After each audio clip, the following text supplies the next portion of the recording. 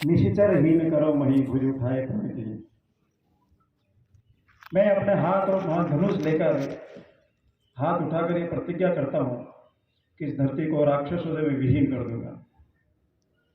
उस प्रतिज्ञा के लिए भगवान राम ने पूरा जीवन और 14 वर्ष का वनवास भी स्वीकार किया। एक राजा हो सकते थे, लेकिन उन्होंने उसको भी छोड़कर वन में रहते हुए उनका उद्देश्य यह था कि धरती से राक्षसों को मुक्त कराना, और ऐसा करके उन्होंने 14 वर्ष वन में रहकर इस काम को किया। विजयदशमी का उत्सव हमें उसका संकेत देता है कि भगवान राम की साधना एक लंबे काल की, और उसके बाद वो विजय को आज उन्होंने हासिल की। विजयदशमी अधर्म पर धर्म की विजय का प्रतीक है, असत्य पर सत्य की विजय का प्रतीक है, और इसलिए सब हर्षोल्लास से हम सब लोग मनाते हैं। परंतु आज एक और शुभ दिन है, संघ की स्थापना का दिवस है। 1925 में नागपुर में संघ की स्थापना हुई, और स्थापना के दिवस के रूप में हम सब लोग भी स्वयंसेवक इस सब को मनाते हैं। आज इस एकत्रीकरण के रूप में हम सब लोग एकत्र आए हैं, और भी संचलन भी करेंगे, और इस कार्यक्रम को इस रूप में हम मनाएंगे। प्रांत की तरफ से एक विषय, आज पूरे प्रांत में एक जैसा विषय रखने का निवेदन हुआ है, तो हिंदुत्व जो विषय है उसके पर सब कार्यकर्ताओं को संबोधन किया जाए, सब पूरे प्रांत में भी चल रहा है। तब हिंदुत्व ऐसा हम बोलते हैं तो थोड़ा हमें कठिन लगता है, लेकिन ये हिंदुत्व है क्या है? तो ये हिंदू तत्व है, हिंदू विचार है, हिंदू चिंतन है, और इसे चिंतन के माध्यम से पूरी सृष्टि का कल्याण होता है। इसको सनातन भी कहा है प्राचीन काल में। तो ऐसा हमारा जो एक विचार है, इस दुनिया को चलाने के लिए, इस दुनिया की दिशा देने के लिए कोई विचार होता है, उस विचार के आधार पर दुनिया चलती है। तो हमारा जो हिंदू विचार है, हिंदू चिंतन है, ये कैसा है? तो इसके बारे में ये कहा गया है कि पूरी सृष्टि का ठीक से संचालन हो, उसमें उसका योगदान है। अगर ये हिंदू तत्व, हिंदू यानी किसी केवल व्यक्ति का नाम नहीं है, हिंदू यानी केवल कोड ड्रेस का नाम नहीं है, हिंदू एक विचार है, एक चिंतन है, एक मौलिक चिंतन है, जिसके आधार पर और जीवन जिया जाता है। सुप्रीम कोर्ट ने भी कहा है कि जीवन जीने की पद्धति का नाम हिंदू है, तो जीवन जीने का तरीका है, उसका नाम हिंदुत्व है, ऐसा उन्होंने कहा। तो इसलिए हमारे यहाँ पर जितने भी वेद शास्त्र ग्रंथ जितने भी हुए, वो सब उसके अंदर आते हैं, और उसके अंदर अनेक पूजा पद्धति इसको मानने की और अनुमति है, मानते भी हैं। हमारे यहाँ पर एक भोजन मंत्र हम सब लोगों ने, पुराने कार्यकर्ताओं ने सुना होगा। विचार कैसा है हमारा? तो ओम यंतु नदियो वर्षन्तु पर्जन्याः सुपिप्पला औषधयो भवन्तु अन्नवता मोदनवता मामिक्षवता ऐशाम राजा भूयासम, ऐसा कहा है। अर्थ क्या है इसका? इसका अर्थ है कि नदियां हैं, नदियां सदैव बहती रहे, नदियां सूखे नहीं। अब इसमें किसका कल्याण है? मानवता की पूरी सृष्टि का कल्याण है। नदियां कभी सूखी नहीं रहे, नदियां बहती रहे हमेशा। ओम यंतु नदियो वर्षन्तु पर्जन्याः। मेघ है, बादल है, बरसात करते रहे, बरसते रहे, कभी अकाल नहीं पड़े इस धरती के ऊपर।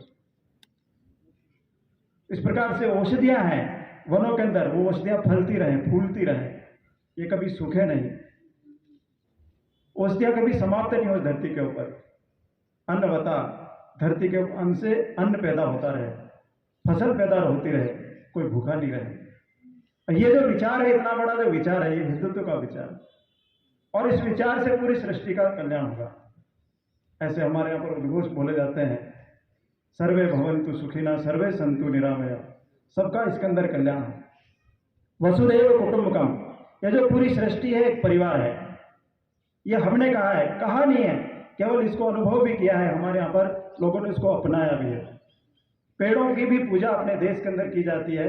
दुनिया में कोई भी ऐसा स्थान नहीं है जहाँ पर वृक्षों की पूजा होती हो, लेकिन अपने देश के अंदर प्रकृति को भगवान मानकर इसकी हमने पूजा की है। प्रकृति की, पेड़ों की पूजा होती है। हमारे यहाँ पर पशु पक्षी है, उनको भी भगवान के साथ में जोड़ा गया है, ईश्वर के साथ में इनको जोड़ा गया। हम सब लोग देखते हैं तो गणेश जी के साथ आपको मूषक मिलेगा, माता दुर्गा के साथ में शेर मिलेगा, भगवान शंकर के साथ नंदी मिलेंगे, नाग मिलेंगे। और ऐसे ही हर देवी देवता के साथ में भगवान कृष्ण के साथ गाय है, मोर का पंख है, दत्तात्रेय के साथ मोर है, और ऐसे सब पक्षी और देवी देवताओं के साथ में सबको जोड़ा गया है। ऐसा क्यों हुआ कि उनकी भी रक्षा हम करें। तो ये हमारा जो विचार है, ये इतना श्रेष्ठ विचार है। उसमें पशु पक्षी की भी रक्षा है, प्रकृति की भी रक्षा है। हमारे यहाँ पर और रात्रि के समय जब गाँव में सोते थे, आकाश में देखते थे तो दादी ये बोलती थी, ये आकाश में दिखाई देना। जब बच्चा पूछता था ये क्या है, दादी बोलती थी ये तारे हैं। और ये बड़ा ये क्या है, वो कहती है चांद है, ये चांद मामा है।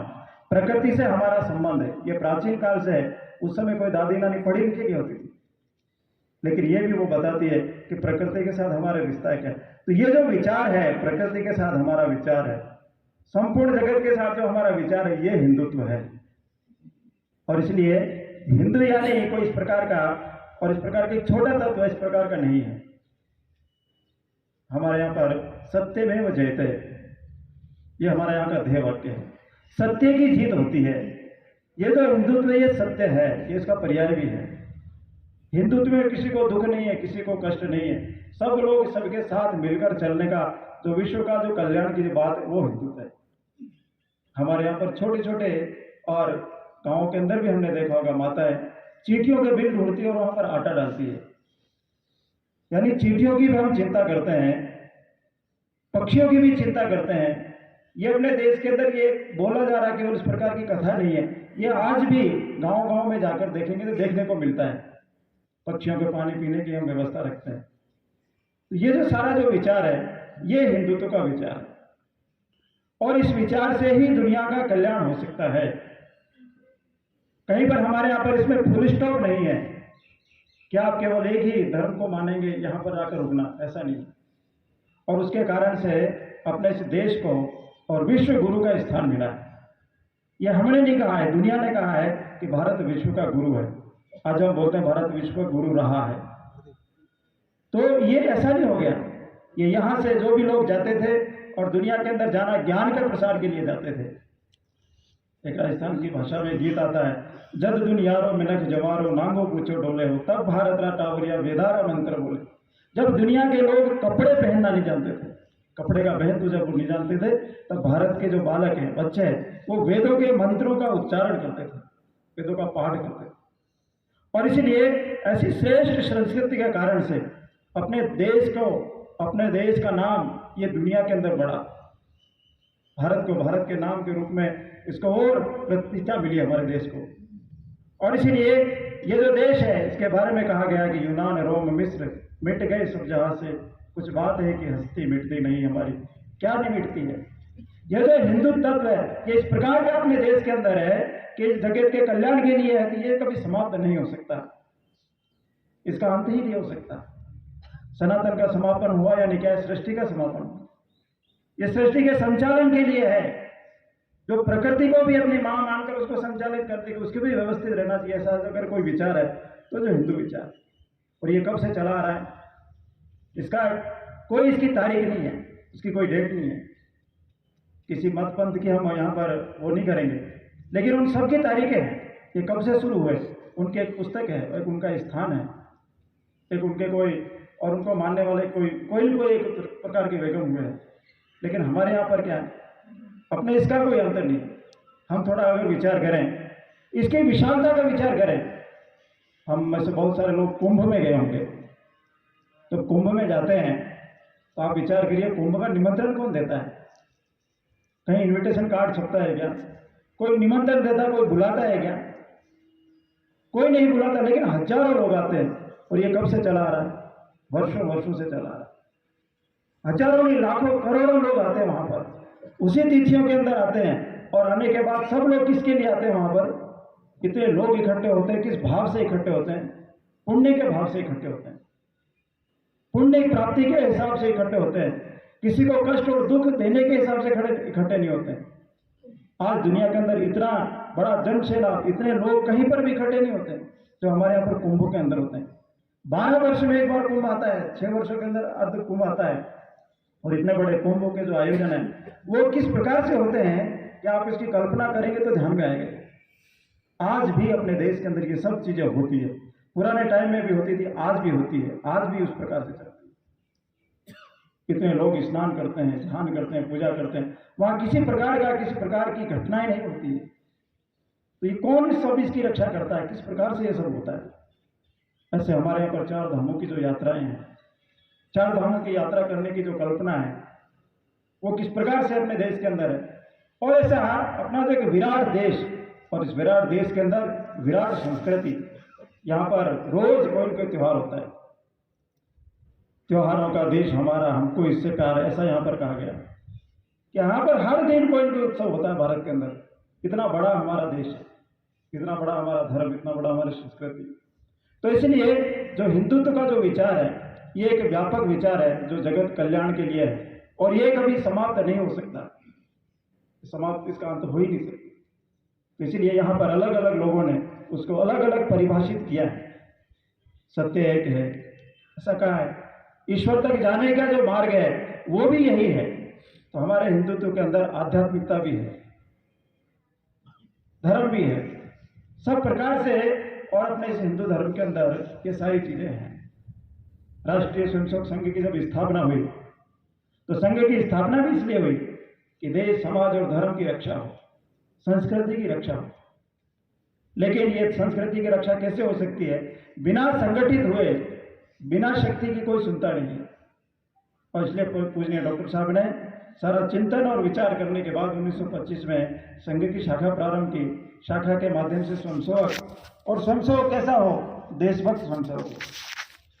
अभी गीत बोला है, मैं स्वयं सेवक, मुझे ना चाह है जय गान की। कोई जय गान की चाह नहीं, कोई पाद प्रतिष्ठा की चाह नहीं, केवल देश के बारे में, धर्म के बारे में, उसकी विजय ही मेरी विजय है। ऐसा स्वयंसेवक तैयार करने के लिए डॉक्टर साहब ने 1925 से संघ की जो स्थापना की, और आज तक संगठन चल रहा है। थोड़ा विचार करेंगे, 98 वर्ष की यात्रा पूरी कर रहा है संघ। 100 वर्ष होने वाले 2 वर्ष बाद। कोई भी संगठन इतने लंबे समय तक चले, यही अपने आप में एक अद्भुत बात है। 100 वर्षों तक कोई संगठन चल रहा है, संगठन टूटा नहीं, संगठन बिखरा नहीं, संगठन अलग नहीं हुआ, संगठन की ताकत बढ़ रही लगातार। और ऐसा ही नहीं हो रहा है, संगठन कई दुविधाओं के अंदर से निकला है। 1948 में संघ के ऊपर प्रतिबंध लगा, 75 के अंदर इमरजेंसी लगी, 92 के अंदर भी संघ के ऊपर प्रतिबंध लगा। ये सारा चीज होने के बाद भी संघ लगातार आगे बढ़ता है। यानी संघ का शुरू में जब डॉक्टर साहब जाते थे कहीं, तो उपहास करते थे, मजाक करते थे लोग, ये नागपुर के संतरे यहाँ बिकेंगे नहीं। यानी संघ का उपहास, मजाक होती थी। बाद में संघ की उपेक्षा भी हुई। ऐसे चल रहा है, चलता रहता है। बाद में संगठन का विरोध भी हुआ, और विरोध भी, घनघोर विरोध हुआ, संघ के ऊपर प्रतिबंध भी लगे, ये सब चीजें हुई। लेकिन आज संघ को स्वीकार्यता बढ़ गई है, संघ को मानने के लिए लोग तैयार हो गए हैं। संघ अच्छा संगठन है, ये बोलने के लिए है, और ये मानने के लिए समाज तैयार हो गया है। इतना ही नहीं, अब समाज देखने लगा है संघ की तरफ। ये देश है, ये देश आगे बढ़ रहा है, तो संगठन के कारण ऐसा लोगों के मन के अंदर बात आने लगी है। आज देश दुनिया के विश्व पटल पर और इस प्रकार से आगे बढ़ने लगा है। उसका कारण क्या है? तो यहाँ का समाज देशभक्त हो रहा है, ऐसा भी लोगों को मानना। लेकिन इसमें संगठन का भी अपनी अहम भूमिका, यह हम कहते नहीं, परंतु समाज इस बात को कहने लगा है। तो आज हम सब लोगों को और गति से संगठन के काम को करने की आवश्यकता है। कोई खेल खेला जाता है, उस खेल के अंदर लास्ट में बहुत ताकत लगानी पड़ती है। जैसे धावक होता है, दौड़ता है, अंत में 2-4 कदम की दूरी पर उनकी विजय और हार का निर्णय होने वाला होता है। उस समय वो अपनी पूरी ताकत लगा देता है, पूरी ताकत लगाकर आगे बढ़ता है।